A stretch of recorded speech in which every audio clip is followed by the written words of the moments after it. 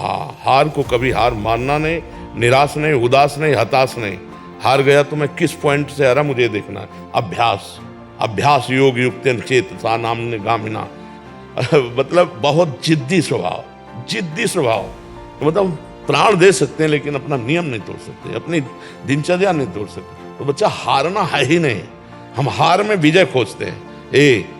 खिलाड़ी का गेंद जब ऐसे नीचे जाता है ना, तो ये ना समझे नीचे गया, वो नीचे से थपक मारेगा तो अपने लक्ष्य पे जाएगा। 1000 बार हारेंगे तो भी हम दौड़ पड़ेंगे अपने लक्ष्य की तरफ। हार कर नहीं बैठ जाएंगे कि यार 1000 बार हार गए अब क्या जीतेंगे।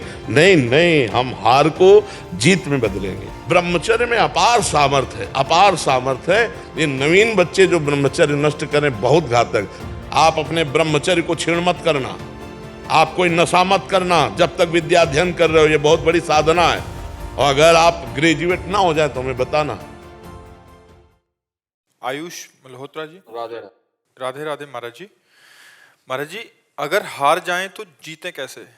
अपने ऊपर भरोसा कैसे करें? हमने तो हार कभी हार मानी नहीं, हजारों बार हार के अवसर पर हार मानी नहीं। हम उसे जीत का एक इशारा माना। जब हार होती तो हम उसमें ढूंढते हैं कि मेरी हार कहाँ से हुई, कौन सा पॉइंट है जिसमें हमसे चूक हो गई, तो हमारी जीत का वो कदम बनेगा। हार को हमने कभी हार माना नहीं, कभी निराश नहीं हुई, कभी हताश नहीं हुई। जिद्दी स्वभाव, ये हम अपने लिए नहीं कह रहे, ये उत्तर दे रहे हैं हम आपको। हाँ, हार को कभी हार मानना नहीं, निराश नहीं, उदास नहीं, हताश नहीं। हार गया तो मैं किस पॉइंट से हारा मुझे देखना है। मेरे अभ्यास में कमी हुई या मेरे अंदर प्रमाद स्थिति आ गई। हम इसे भाग्य नहीं मानते। भाग्य आगे को तो झाड़ू लगा के कोने में रखना है, नहीं तो भगवत प्राप्ति भाग्य से नहीं होती। हमारा भाग्य कितना बड़ा, पीछे का कर्म ही तो है। हम इतना विशाल कर्म करेंगे कि उसे दबा देंगे। राधा राधा राधा। और चूक कहाँ हुई? रात दिन अपने कर्तव्य कर्म के अभ्यास में दृढ़ हो जाए तो सबसे ज्यादा प्रवीण हो जाएगा। अभ्यास में बहुत बड़ी ताकत है, बहुत बड़ी ताकत। आंख मूंद करके आदमी को लिटा करके आसपास नारियल रख करके वो गन से मार रहा है, जरा चूक जाए तो उसकी खोपड़ी फट जाएगी। अभ्यास, अभ्यास योग युक्तेन चेतसा नाम्ने गामिना। अर्जुन जी को अभ्यास से दिव्य बनना हुआ। जब देखा कि दीपक बुझ गया और भोजन का कवल मुख में ही गया, तो अर्जुन ने कहा ये ऐसा कैसे हो गया?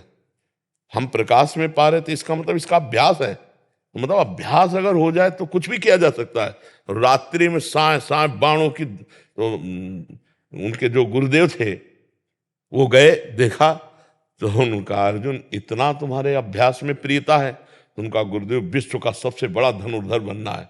तो द्रोणाचार्य जी ने कहा मैं आशीर्वाद देता हूं तुम्हारे अभ्यास को देखकर कि विश्व में तुम्हारे जैसा धनुर्धर कोई नहीं होगा।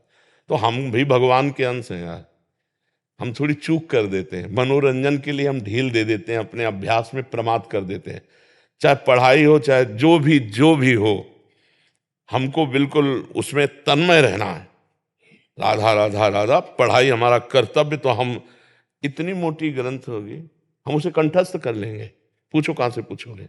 पर यह तभी होगा जब ब्रह्मचर्य ठीक होगा, खान पान ठीक होगा, नहीं तो स्मृति का नाश हो जाता है ब्रह्मचर्य। आज जो नए बच्चे हैं ना, ब्रह्मचर्य का नाश मतलब स्मृति का नाश, दिमाग, प्रमाद, गंदी बातें देखना, यही सब अच्छा लगेगा। उन्हें हम कह रहे ब्रह्मचर्य में इतनी ताकत है कि कोई भी बात आप सुनाओ और 10 दिन बाद आप पूछ लो आकर के, वही वैसे उस मिलेगी। तो हमें लगता है कि जैसे शरीर स्वस्थ है और ब्रह्मचर्य हो, तो ये तो बहुत छोटी छोटी किताबें होती, इतने मोटे मोटे ग्रंथ ऐसे पूरे याद हो जाते हैं दिमाग में। एक बार सुनाओ दिमाग में बैठ गए, क्योंकि स्मृति है। अब नए नए बच्चे गंदी गंदी बातें देखते हैं, गंदा भोजन करते हैं, व्यसन करते हैं, तो उनकी स्मृति पढ़ाई में कहाँ लगेगी?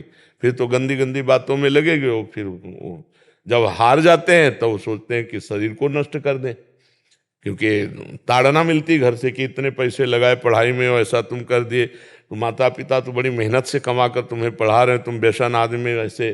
तो हमें लगता है बच्चा कि अगर संयम से चला जाए तो जिस डिपार्टमेंट में हम हो, हम जान की बाजी लगा कर ऐसा अभ्यास करें, कौन किस में फेल हो जाएंगे।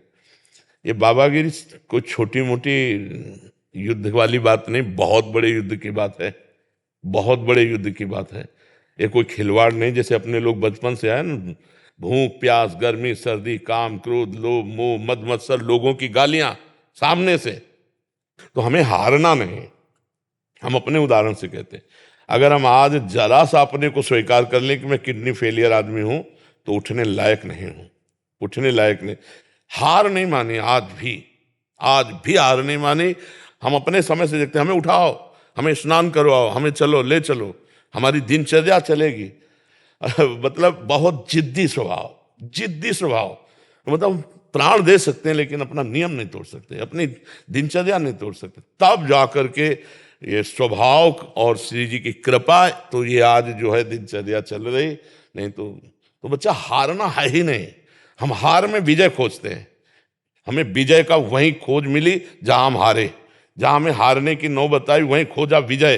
कहां से? तो सूत्र मिला, विजय का सूत्र मिला हार से। तो हार कोई बुरी चीज नहीं है, निराश नहीं होना चाहिए। हमारी और उछाल होगी। खिलाड़ी का गेंद जब ऐसे नीचे जाता है ना, तो ये ना समझे नीचे गया, वो नीचे से थपक मारेगा तो अपने लक्ष्य पे जाएगा। हम सब भगवान के हाथ के बाल हैं, हमको चिंता नहीं करनी है, बस हमें अभ्यास करना है और भगवान का चिंतन करना। कोई भी कार्य ऐसा दुर्लभ नहीं जो हम कर न सके। हम मनुष्य हैं, भगवान के अंश हैं, हमको हारना नहीं। 1000 बार हारेंगे तो भी हम दौड़ पड़ेंगे अपने लक्ष्य की तरफ। हार कर नहीं बैठ जाएंगे कि यार 1000 बार हार गए, अब क्या जीतेंगे। नहीं नहीं, हम हार को जीत में बदलेंगे, तभी बात बनती है। नहीं अगर ऐसे तो फिर आदमी बोले ये फसल नष्ट हो गई, हम फेल हो गए, हम हार गए, शरीर छोड़ने से वही 5 स्टार होटल थोड़ी रखा है कि आओ स्वागत है तुम्हारा, भूत प्रेत बनोगे और परेशान होगे। इसलिए बहुत हिम्मत करके, मनुष्य जीवन संघर्ष का जीवन है। हम तुम तो जीव हैं, भगवान के अंश है। जब भगवान राम जी अवतरित हुए तो आप उनके जीवन चरित्र को पढ़िए। सुबह होने जा रहा है राज्याभिषेक, जय जय मचने जा रही हो, सामय के 14 वर्ष का वनवास, और विशेष उदासी, तापस वेश विशेष उदासी, 14 वर्ष राम वनवासी। और क्या क्या कष्ट प्रभु को सहना पड़ा। नंगे पैर प्रभु ऐसे जंगल में जहां कांटे कंकड़, नाना प्रकार के जंगली जंतु, क्या क्या नहीं कष्ट सहा हमारे प्रभु ने। और वहां पे सिया जी का हरण हो जाता है, ये कितना भीषण युद्ध होता है। तो आप सोचो, जब प्रभु का अवतार संघर्ष में, तो हमारा संघर्ष में लेगा। अरे हम भी तो उनके बच्चे हैं। जब हमारे पिता आते हैं तो उनका जीवन कितना संघर्षमय होता है। आप देखो कृष्ण जी का, देखो संघर्ष में अवतार हो रहा है। कंस के कारागार में राक्षसी पहरेदारों के अंतर्गत उस अंधेरी कोठरी में हथकड़ी बेड़ियों से जकड़े हैं वसुदेव और देव की, वहां पर ब्रह्म परमात्मा का अवतार, जिनका नाम समस्त बंधनों को काट देता है, वो पधार रहे कहा जहां हथकड़ी बेड़ी जकड़ी है। फिर देखो तुरंत चैन नहीं, इतने बालक जो हुए वो तो कंस ने मार डाले। अब इतने श्याम सुंदर को कम से कम भरनेत्र देख ले तो भय लग गया कि इतने सुंदर बालक को कहीं कंस मार दिया। तो बोले प्रभु हम आपसे इस बात की प्रार्थना करते कि हमारे इस भय को दूर करो। तो बोले भयभीत हो तो गोकुल छोड़े आओ।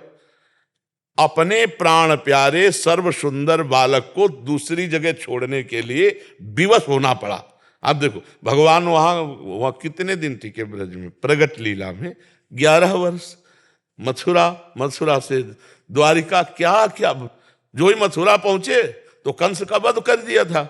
तो कंस का ससुर था वो जरासंध। अरे 21 अक्षौणी सेना लेकर के, महाभारत में तो 18 अक्षौणी, 21 अक्षौणी सेना लेकर के 17 बार आया। फिर काली अवन आया, 18वीं बार भगवान भागे थे रण छोड़ भगवान, क्योंकि काली अवन को मरवाना था मुचकुंद के हाथ से। फिर सरकार का अंतिम जो लीला हुआ बाण संधान करके। तो आप सोचो जब भगवान अवतरित हो रहे तो इस संसार में उनको संघर्ष सहना पड़ा, तो हम तुमको सहना पड़े। हमारे तुम्हारे सामने तो इतने संघर्ष है नहीं। आराम से खूब बुद्धि को भगवान में लगाते हुए संघर्षों से लड़ना है। हमें ये नहीं सोचना हाय हाय क्यों विपत्ति आ गई। नहीं, विपत्ति आई तो हमको उससे गुजरना है, हमको उससे निपटना है। भगवान ने यही अवतार लेकर के सिखाया है। हम धैर्यवान बने, बुद्धिमान बने, पर इसके लिए भगवान का भजन चाहिए। भजन नहीं है तो फिर रुपया पैसा से धैर्य नहीं आता है। ये विवेक रुपया पैसा से बाजार में नहीं मिलता, ये सत्संग और भजन से प्राप्त होता है। विपत्ति, दुख और हार को बर्दाश्त करके आगे बढ़ने का जो उत्साह मिलता है वो अध्यात्म से मिलता है, वो लौकिकता में नहीं। महाराज जी, ये प्रश्न इन्हीं का नहीं है। आजकल के नए बच्चे जो पढ़ रहे हैं या किसी परीक्षा के लिए तैयारी कर रहे हैं या कहीं आर्मी में भी होना है, महाराज जी क्या इतना प्रयास कर लेते हैं तो सक्सेस मिलता नहीं है, फिर उसके बाद बहुत निराशा। हम ये कहते हैं प्रयास में सफलता है। हमारी बात हर विद्यार्थी अगर मान ले, हमें फिर इसका उत्तर दे, आप अपने ब्रह्मचर्य को क्षीण मत करना, आप कोई नशा मत करना जब तक विद्या अध्ययन कर रहे हो, ये बहुत बड़ी साधना है। और अगर आप ग्रेजुएट ना हो जाए तो हमें बताना। लेकिन 13-13, 12-12 वर्ष के बच्चे कुसंग के कारण, मोबाइल के कुसंग के कारण गंदे गंदे क्रियाएं करने लगे, गंदे गंदे आचरण करने लगे। अब ये फेल नहीं होंगे तो क्या होंगे? नहीं तो हमारी एक केवल बात समझ लें, ब्रह्मचर्य क्षीण होने मत देना और कोई नशा मत करना। फिर आपको देखो अपने आप ब्रह्मचर्य आपको पढ़ाई में न लगा दे तो बताना। आपको सच्ची कहते हैं कि इतना ब्रह्मचर्य में ताकत है कि जैसे चतुरासी जी है तो जोई जोई प्यारो करे से है ना, तो ऐसे पीछे से आज वह देखियो तो प्यारी रंग भरी, यहाँ जोई जोई प्यारो तक, जोई जोई प्यारो से वहां से वहां, जैसे 100, 99, 98, 97, 96, 95, 94, 93, 92, 91 बचपन में याद की थी गिनती, ऐसे उल्टा और सीधा दोनों तरफ से ग्रंथ याद, अमुक संख्या अमुक संख्या अमुक संख्या अमुक संख्या।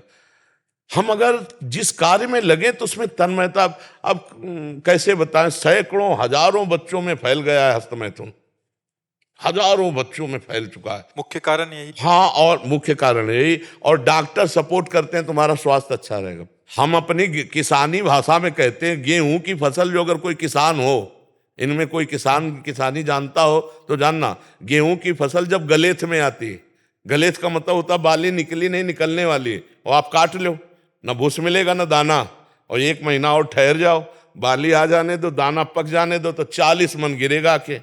तो हम कह रहे हैं 20 वर्ष तक जवानी का गलेथ आता है, उसको ब्रह्मचर्य में रखो, उसको काटो मत। और 20 के बाद जब ब्याह करो तो 20-25 वर्ष तक आप संसार के खेल खेलो, आप देखो कोई परास्त नहीं कर सकता।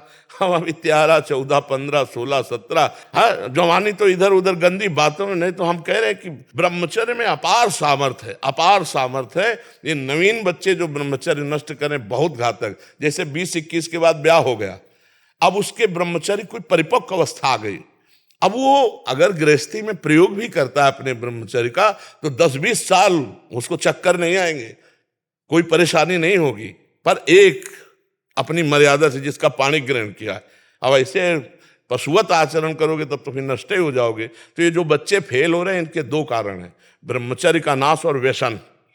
तो माता पिता के आचरण भ्रष्ट होने के कारण बच्चों के आचरण और भ्रष्ट होते चले जा रहे हैं। इसीलिए शिक्षा तो है ही नहीं महाराज जी, कहीं ना स्कूल में सिखाया जाता है हमें, ना समाज में सिखाया जाता है। ये ऐसे शिक्षा महाराज जी आप दे रहे हैं तो समझ आ रही है, ये तो बड़ा महाराज जी माता पिता सिखा नहीं सकते। बाहर दोस्त आदि हैं वो तो और प्रमाद में घुसा दें ऐसा। हाँ, जैसे हम लोग स्कूल जाते थे तो हम लोगों को अलग से मक्खन अम्मा देती थी, पढ़ाई है, बच्चों की बुद्धि लगती है। अब चाउमीन खा के स्कूल जाते हैं तो या 1 लीटर बठा और 2 रोटी शाम की बनी हुई, और जब मीसो तो पूरा वैसे खस्ता की तरह जल्दी से सुबह पाया और दौड़ लगा के 3 किलोमीटर स्कूल था, स्कूल गए तो वो सब पच जाता था और पौष्टिकता थी। अरे आज के बच्चे देखो ना, चाय पीते हैं प्रारंभ में ही, चाय ये 40 के बाद की बात है, या जो बहुत दिमागी कार्यों में लगे हुए हैं जैसे कंप्यूटर आदि में, और दिमाग थकान हो रही, थोड़ी सी चाय ले ली। अब नए बच्चे चाय की जरूरत है, अब वो सुबह बेड टी चाहिए उनको, 9 बजे तक सो के उठ रहे हैं, बेड टी पी, और उनके खान पान क्या होते हैं। इसके बाद जो स्कूल में हमारे तो वो बताते थे संस्कृत के जो थे कि ब्राह्मी लेकर पीना चाहिए जिससे स्मृति शक्ति पुष्ट होती है, ब्रह्मचर्य पुष्ट होता है। तो ऐसा खान पान रहता था। अब खान पान में क्या रह गया, आप देखो खान पान में क्या रह गया। तो हमारे बच्चों की भविष्य खतरे पे है। जब कभी बच्चे खड़े होते हैं आकर ना, कि उनको 2 शब्द में यही समझाते हैं, हमारी इतनी बात मान लो, गर्लफ्रेंड बॉयफ्रेंड इससे बचो, अभी ये अवस्था नहीं है। हम कहते हैं दोस्त बनाना पाप नहीं है, लेकिन दोस्त के साथ पाप करना पाप है। दोस्ती बना, दोस्ती कर लो। अगर आपको ऐसा लगता है कि हम दोनों दोस्त आजीवन रहे, तो अपने माता पिता से स्वीकृति लेकर पाणी ग्रहण करके बाद में पहले पढ़ो लिखो, नौकरी पेशा में आओ, दोनों दोस्त बने रहो, गंदा आचरण मत करना, और फिर पाणी ग्रहण करके फिर ब्याह करके, तो वो संबंध जीवन भर निर्वाह होगा। और ये जो पहले ही 10 दिन ये बॉयफ्रेंड ब्रेकअप, फिर 10 दिन वो बॉयफ्रेंड ब्रेकअप, ये हो क्या रहा है भैया? ये क्या हो रहा है? क्या चरित्रहीनता का खेल खेला जा रहा है? ये बॉयफ्रेंड गर्लफ्रेंड है? कहाँ है? मतलब अभी स्कूल चले थे पढ़ने के लिए और ये शुरू कर दिया तो हो गया बॉयफ्रेंड गर्लफ्रेंड। इसी में सब हेरा रही हमारी समाज।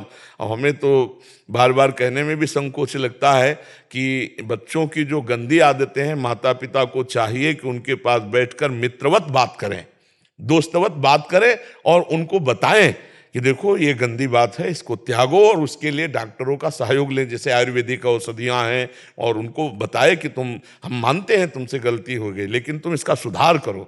अपने बच्चों के बीच में घुसना चाहिए, उनके जीवनचर्या में, उनकी सोच में अपनी सोच मिलानी चाहिए। तो इसलिए हमें लगता है बच्चों से अब ऐसी बातें नहीं करना चाहिए कि अगर गलत किया तुम नहीं, अगर गलत हो जाए तुमसे ना, तो तुम हमारे पुत्र हो, हम तुम्हें दोस्त की तरह बचाएंगे, कोशिश करो गलती ना हो, अगर गलती होगी तो तुम्हारी गलती में हम सम्मिलित रहेंगे, हम तुम्हारे दोस्त भी हैं। तो बच्चे का उत्साह बनता है, वो अपनी हर बात माता पिता से शेयर कर सके तो बच सकता है। पर ऐसा प्रायः माता पिता नहीं होते हैं, प्रायः भय प्रदान कर देते हैं। हमें लगता है भय की वृत्ति से आप बच्चों को नहीं बचा सकते, प्यार की वृत्ति से बचा सकते हो, भय वृत्ति से नहीं बचाया जा सकता। और ये बहुत बड़ा रोग है, आपको हम कैसे बताएं।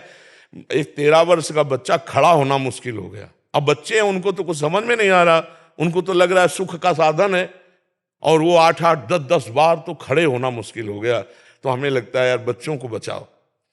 तभी हमारे भारत की जो पीढ़ी है वो, इन्हीं में कोई एमएलए है, इन्हीं में कोई सांसद बैठा हुआ है, इसी में कोई महात्मा बैठा हुआ है। मान लो अपने लोग स्कूल में पढ़ रहे थे, पता थोड़ी होता कि हम एमएलए बनेंगे। अगर सही संस्कार हुए तो हमारे भारत का इसमें उत्थान होगा कि ये नई पीढ़ी संभाल ली जाए।